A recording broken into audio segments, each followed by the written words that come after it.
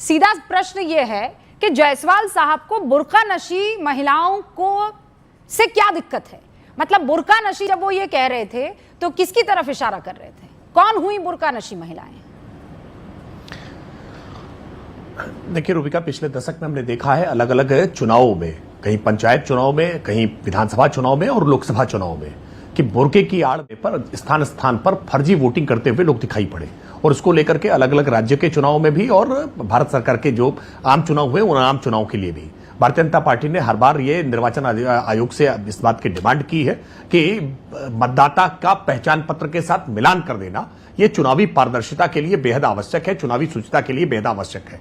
और इस बात को निर्वाचन आयोग ने अलग अलग समय पर माना भी है। पहले इसके लिए महिला पुलिसकर्मियों की व्यवस्था की जाती थी और इस बार और बेहतर व्यवस्था की, क्योंकि पुलिसकर्मियों पर बहुत आरोप लगाया करते थे। इस बार बेहतर है कि चुनाव आयोग ने आंगनबाड़ी कार्यकर्त्रियों को इस व्यवस्था में मतदान अधिकारी के रूप में, मतदान कर्मी के रूप में पहले से नियुक्ति देने का काम किया है, ताकि इस बात को लेकर के जो आपत्ति सवाल और होती मुझे पूछना है राकेश जी, आप ये कह रहे हैं कि पहले जो है बहुत सी ऐसी आपके पास शिकायतें आई हैं कि बुर्का नशी महिलाओं की आड़ में फर्जी वोटिंग हो रही थी। मतलब कई ऐसे यहाँ पर वक्ता हैं, पहले भी मेरे साथ बैठे थे, जिन्होंने कहा कि ऐसा क्यों कहा जा रहा है कि बुर्का नशी। मुझे भिल्लारी जी का वो बयान याद आ रहा है जब मेरे साथ बैठे हुए थे, उन्होंने कहा क्यों, बहुत सी ऐसी महिलाएं हैं वहां पर बिहार में जो घूंघट में होती हैं और हिम्मत कर ले कोई उनका घूंघट उठाने के लिए। जवाब आपका?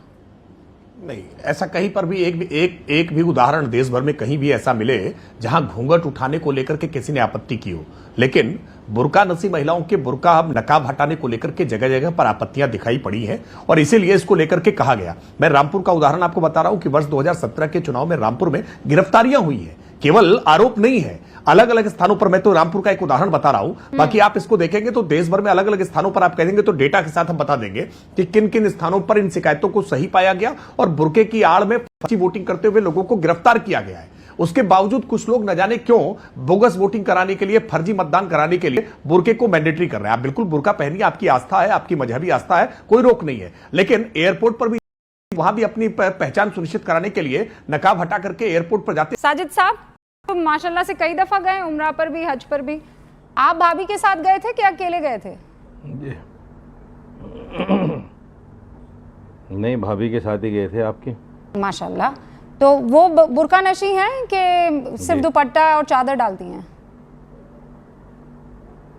नहीं, ये आप मुझसे क्यों पूछ रही हैं? अरे तो और किससे पूछूंगी मैं निखिल जी की बीवी से थोड़ी पूछूंगी, नहीं, मैं राकेश भाई की बीवी से थोड़ी पूछूंगी। वो पर्दा नशी नहीं है ना, और वो हज पर नहीं जाती है। डॉक्टर अजीज खान की वाइफ जो है वो पर्दा नशी नहीं है, पर आपकी जो वाइफ है वो पर्दा नशी है।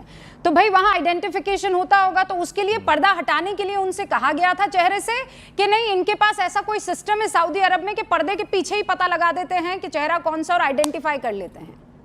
मौलाना साहब? नहीं, बिल्कुल, वहाँ तो तवाफ में भी चेहरा खुला रहता है और जब एयरपोर्ट पे जाते हैं तब भी वो चेहरा खोल के देखते हैं सिक्योरिटी पर्पज से।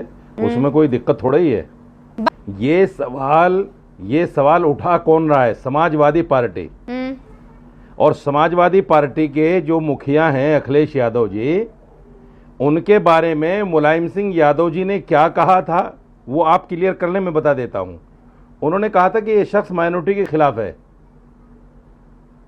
और योगी आदित्यनाथ जी ने विधानसभा में कहा था कि जो बाप का नहीं हो सका वो हमारा क्या होगा, किसी का क्या होगा। तो मुसलमानों की इस तरह की मोहब्बत का दम भरना छोड़ दें ये लोग। मुसलमान अब समझ चुका है, मुसलमान के नाम पर वोट लेकर और मुसलमान को जिस तरह से इन्होंने बेचारा कर दिया है, इन्होंने बिल्कुल अलग थलग डाल दिया है। कोई मंच उनके साथ साझा नहीं होता, उनके महलों में वोट मांगने ये लोग नहीं जाते। तो किस मुंह से बात करते हैं कि भाई बुर्का की चेकिंग नहीं होनी चाहिए? किस मुंह से बात करते हैं ये लोग, और क्यों नहीं होनी चाहिए?